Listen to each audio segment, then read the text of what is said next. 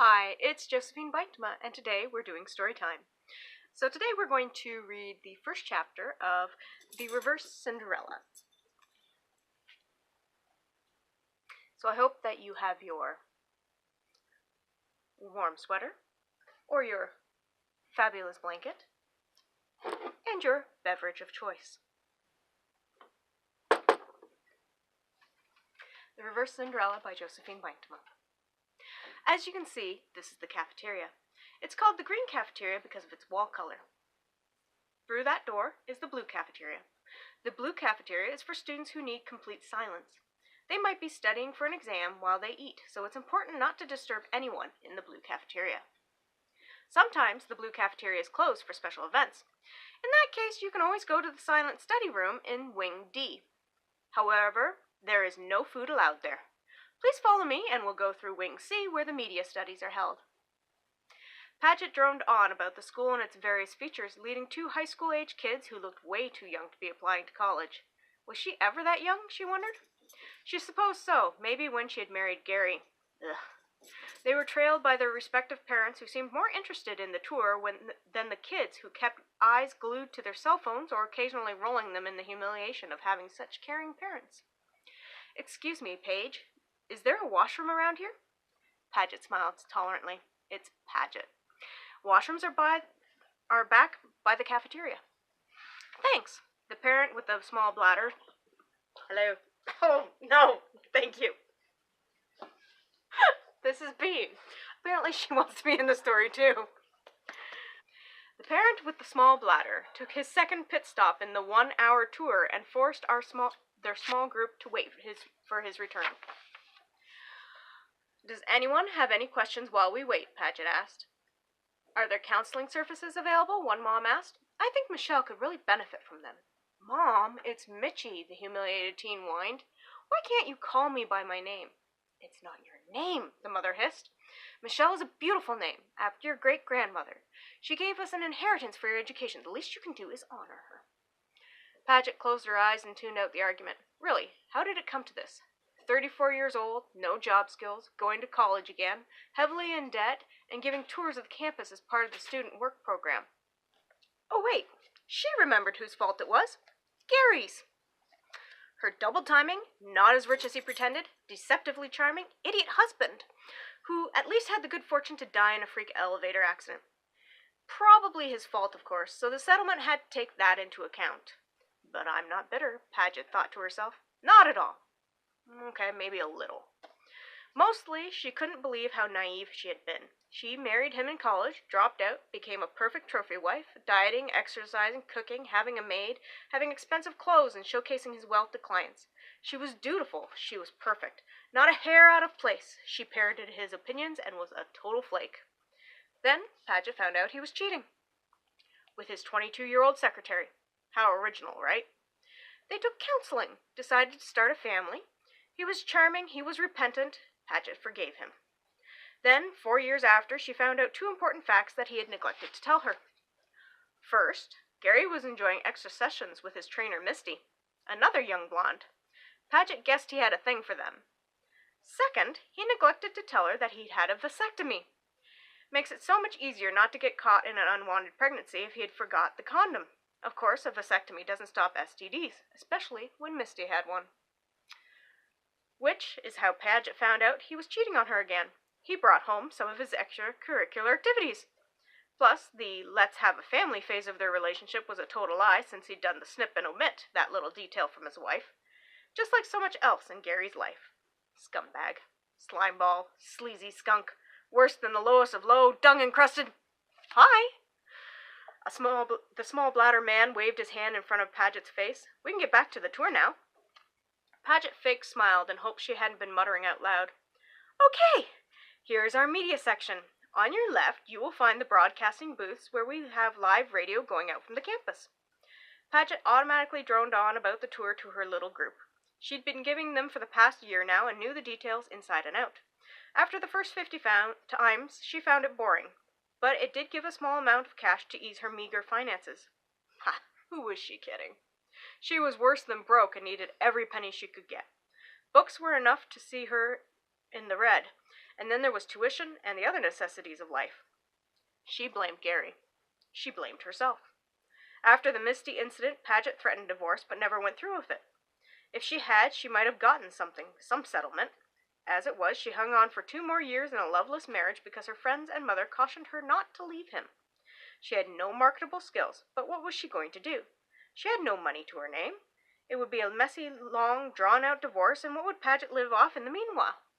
Not that she couldn't reach out to them, poor her, but really, how was she going to live? Please don't take me up on my offer to have you stay in my guest room, said their gossipy eyes. Besides, good girls don't leave their husbands, and plenty of men cheat.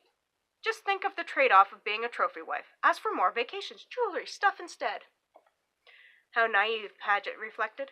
If she would have left, she might have gotten some cash out of the deal. She waited too long, and the economy stopped growing. Not much of a real recession, but enough of a stop that Gary had moved money to the wrong accounts, the high-risk investments, hoping to recoup enough to live the lifestyle that he wanted. He was already in trouble, and that didn't help their situation. Of course, Paget was oblivious. She didn't know that he was chasing one credit card with another, overextended already with the latest loans to keep up the vacation home, the new yearly cars, the vacations, the expensive restaurants, club memberships, and whatever else he managed to spend it all on. And then it all came crashing down. Literally, for Gary. How's that for karma? It was hot. One of those really hot, muggy days in summer where the sun can just beat down on you if you're outside for too long. Gary was riding the elevator down from the 26th floor of the financial firm where he pretended to work. Mostly he smooshed people, moved money around in accounts, and hoped no one would notice that he was skimming off the top. And today was not his lucky day. The power went out, the elevator came to a standstill, and stayed still for hours. Turns out the company had cheaped out and not gotten the call bell in the elevator fixed. Gary might have rung it numerous times, but no one knew. What they did know was that it got hot in the elevator shaft. Paget knew her husband, and he did not handle the heat well. After approximately 3 hours in the elevator, Gary decided to take matters into his own hands. He tried to open the doors. He only got them about an inch open. When that didn't work, he went through the access port in the roof. Why didn't he call for help with a cell phone? Turns out, the idiot forgot it in his office. It was sitting neatly in a drawer with some lurid text from Sally on it. Yes, another leggy young blonde piece on the side. It really shouldn't come as a surprise by now. What he thought he was going to do on the top of the elevator car, Paget would never know. Nor if he was responsible for what happened next, or if it was just poor maintenance. Since Gary was broke, there was no money to investigate. The company says that Gary must have been at fault and did something to the gears, or switches, or whatever it is that holds the car stationary. As such, he made his life insurance void. Not that he didn't cash most of it out already and promptly spent it. The car became unstuck, but without electricity to guide it, there was a malfunction and it plunged down the shaft, taking Gary with it. A 1 in a trillion chance. Gary was always lucky in life like that. After his death, Paget found out that while Gary had made lots of money, he'd more than spent it. They were in the red past their eyeballs. She couldn't technically even afford his funeral. It was a nightmare. All their grieving, sympathetic friends dried up faster than the funds. Paget declared bankruptcy. Bankruptcy financially, emotionally, physically, just bankrupt. She nearly moved back in with her parents, but the tight look on her mother's face indicated that this was not the best idea. It was enough that she had blackened the family name by being so gauche as to not have money. It would be worse to have to tell her social circle that one of her children had to move back home. Instead, her mother and father offered her financial support, which Paget turned down. She still had some pride left. Now she worked at a cafe and attended school while raking up debt. Paget was pursuing old dreams, crossing her fingers and hoping for the best. "Hey, Red, you coming to the mixer tonight at Barney's?" Adam asked. He'd always called her Red because of her auburn hair. "Probably not, Adam," Paget replied to the rather approximate replica of Hurley from Lost. Except for the green hair, he was a ringer. Of course, most of these kids probably didn't even know the series. Hardly anyone under 25 seemed to watch television anymore. Maybe if the series made it to Netflix, they'd call it a retro or something. The thought made her feel old. "Come on, it'll be great. We're splitting for the new veggie nacho tray." He waggled his eyebrows at her. Since when are vegetables sexy? She smiled despite herself. He was entertaining and always trying to get her to hang out with his friends. "Hey, there's cheese and corn chips. I'm in, and you are too. I won't take no for an answer." He tossed over his shoulder as he continued down the hall. "We'll see," Paget called back. Michelle, or whatever her name was, snorted. "Fat chance, fat boy." Paget smiled in a non-friendly way. Hey, Mom, you mentioned counseling? Why don't we drop in on certain services next? I think the office is even open right now. We can discuss what is and what is not appropriate for conduct at college. After the tour, she headed for the cafe that she was now forced to work at. Okay, Paget thought, she was lucky to get a job there, especially since she had never worked a day in her life until she was hired.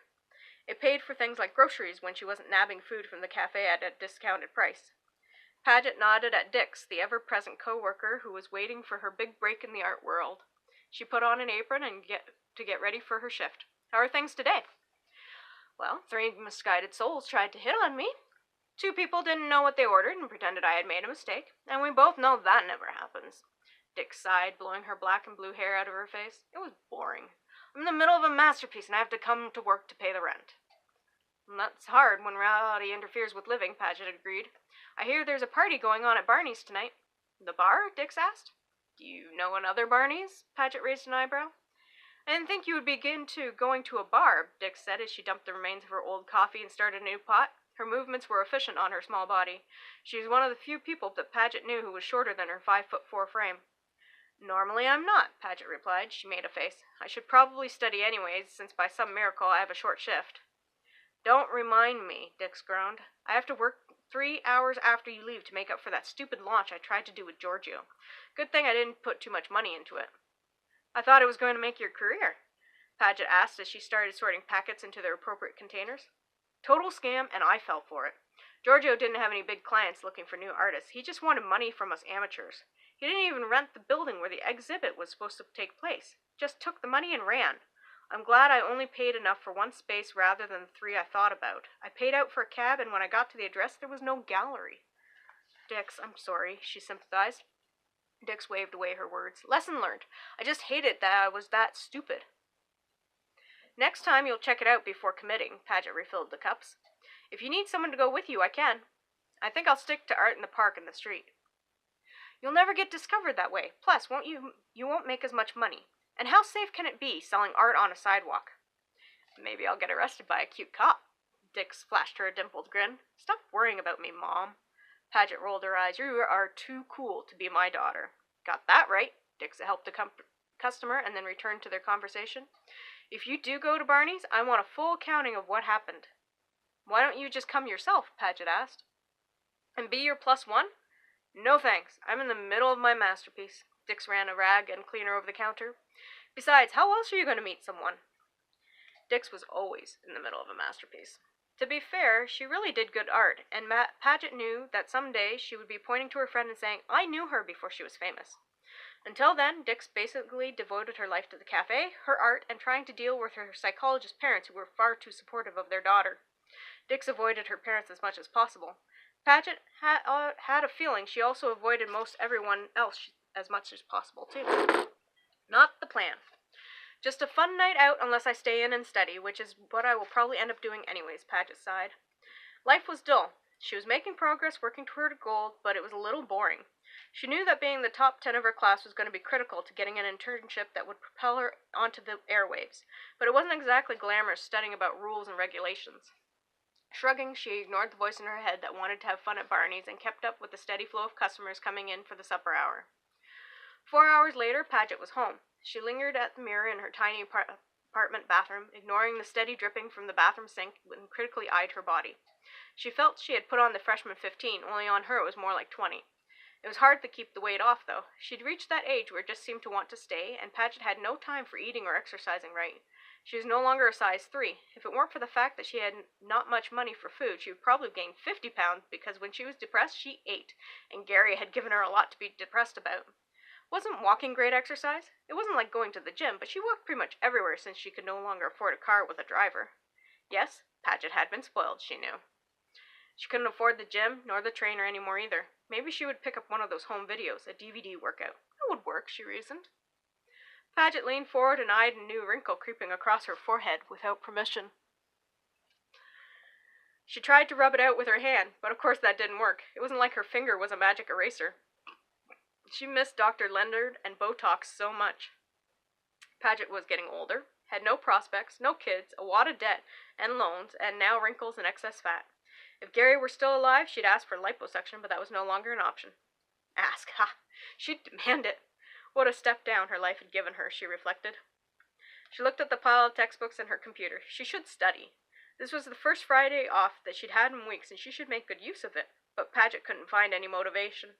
With a sigh, she moved to her closet and remembered that top she had gotten from the thrift store a couple of weeks back. She'd gone from Saks to Salvation Army. But the top was cute, and it called to her, even though she really had nowhere appropriate to wear it. And then again, Paget slipped it on and went back to the mirror. With the discount jeans and a pair of heels, maybe a quick brush of her hair and an extra layer of mascara, and she'd be ready to go. Barney's, here I come, she thought. It had been years since she'd been to a college party, and by the time she got to Barney's, it was packed. The bar was 4 deep in people trying to get drinks, pay for drinks, and get their drinks back to their table. The music was loud and the wait for food long. She would be lucky to get a chair. Threading her way through the crowd, there was a sudden cheer from her left, and she saw Adam with her friends waving at her excitedly. Part of her was flattered that they wanted her to join their group this much. They'd even saved a seat for Paget. Then she was bumped from behind, and a guy with an enormous tray of drinks sidled past her, putting down the tray on the table and taking the available seat.